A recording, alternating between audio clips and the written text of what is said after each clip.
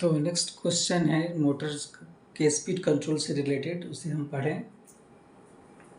Question है ए 230 volt shunt motor has an armature resistance of 0.5 ohm and field resistance of 150 Om.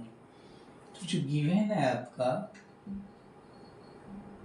Motor हो गया shunt, है ना। कितना सप्लाई वोल्टेज से कनेक्टेड है ये 230 वोल्ट। आर्मेचर रेजिस्टेंस जो है इसका 0.5 ओम और फील्ड रेजिस्टेंस है ये क्या दिया 115 ohm. At no load the speed is 1200 RPM and the armature current is 2.5 ampere. तो एट नो लोड को हमने स्पीड n1 से लिख लिया, वो कितना है ये 1200 आरपीएम और आर्मेचर करंट कितना है 2.5 ampere. On application of rated load, जब आपने उस पर लोड डाला the speed drops to 1120 RPM.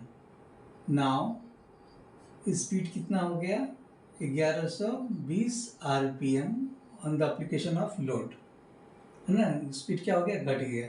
Determine the line current, मतलब IL2 क्या होगा and the power input the motor delivered rated load.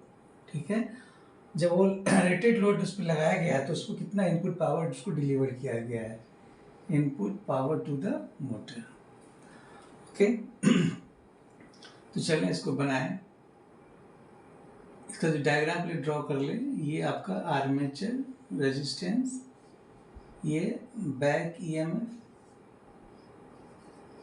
ये RSH, ये सप्लाई वोल्टेज। ठीक है, ये लाइन करंट, ये आर्मेचर करंट और ये आपका फील्ड करंट। ओके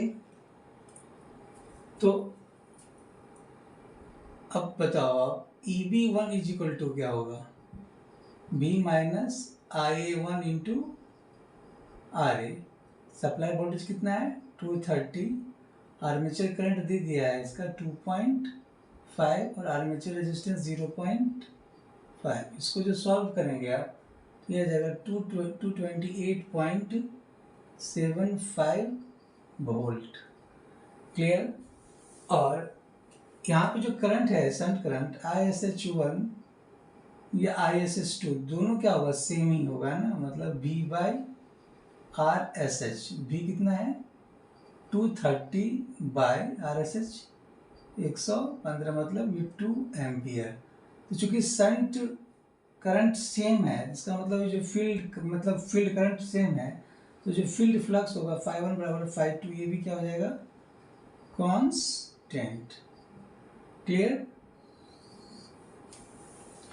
अब ये बताओ आप EB2 कितना हो जाएगा, है ना।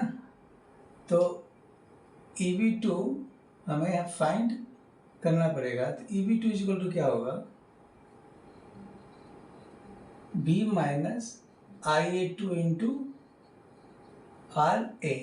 ओके तो उसके लिए पहले हमें करना क्या होगा कि अब जानते हो कि जो अभी मैंने बताया था कि E इक्वल टू क्या होता है 5ZN/60 इंटू P/A।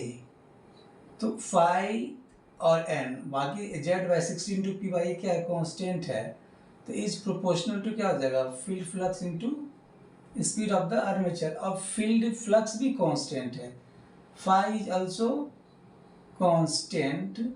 तो इसका मतलब क्या होगा कि E is proportional to only speed. तो अब क्या लिखेंगे फॉर्मूला कि EB2/EB1 is equal to N2/N1। Okay तो अब हमें EB2/EB1 तो पता है कितना 228.75। N2 कितना हो गया है घट के बताया था, लिख दिया है इसमें 1120 और N1 कितना है 1200। तो जो सॉल्व करेंगे आप तो जो EB2 हो जाएगा 213.5 वोल्ट। क्लियर? ये हो गया बैक ईएमएफ इन कंडीशन 2, जब स्पीड इसका घट गया। तो अब बताओ EP2 इज इक्वल टू क्या लिखते हैं हम, V minus IA2 into RA। ये हो गया 213.5, supply voltage 230, IA2 into armature resistance 0.5। तो इससे जो सॉल्व करेंगे तो जो IA2 आ जाएगा, ये आ जाएगा 33 एम्पियर। ओके, तो जो लाइन करंट होगा IL2 is equal to ISH2 plus IA2। Okay, तो ISH2 कितना है 2 प्लस यहाँ पे मैंने फाइंड किया है 2, और IA2 कितना आ गया 33, मतलब क्या हो गया 35 एम्पियर आपका जो है लाइन करंट होगा। क्लियर ना? आपसे पूछा इनपुट पावर कितना मिल रहा है मोटर को उस समय, तो इनपुट पावर क्या होगा V into IL2, supply voltage into supply current. तो जो V है आपका कितना है 230, और कितना करंट है ये 35। इसको जो सॉल्व करेंगे आप तो 8050 वाट ये आएगा, है ना? तो आपने क्या सीखा कि जब स्पीड घट जाएगा और फ्लक्स में कोई चेंज नहीं आएगा, तो उस समय जो करंट होगा, है ना, कितना हो जाएगा, करंट जो सप्लाई से लेंगे वो 35 एम्पियर, और उस समय जो इनपुट पावर जो मिलेगा मोटर को वो कितना मिलेगा, वो 8050 वाट। ठीक है, थैंक यू।